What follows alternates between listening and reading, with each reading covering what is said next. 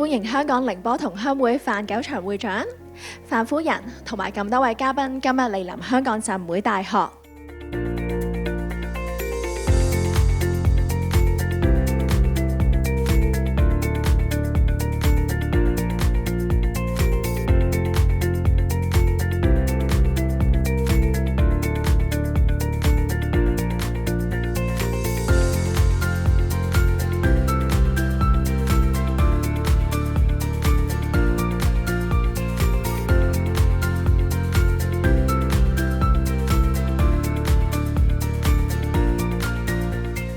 李澤三博士係著名嘅企業家同埋慈善家。李博士同我哋學校浸大咧，亦都淵源深厚嘅。喺1996年啊，已經慷慨捐助咗100萬元咧，支持大學嘅發展㗎啦。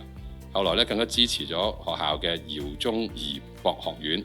多謝李澤三博士嘅支持，對我哋學校咧係有好多嘅貢獻。而范九祥會長咧喺23年咧接任會長，積極創新，帶領同鄉會咧凝聚鄉情，舉辦咗好多活動，深化擁港聯繫，做到好好嘅成績嘅。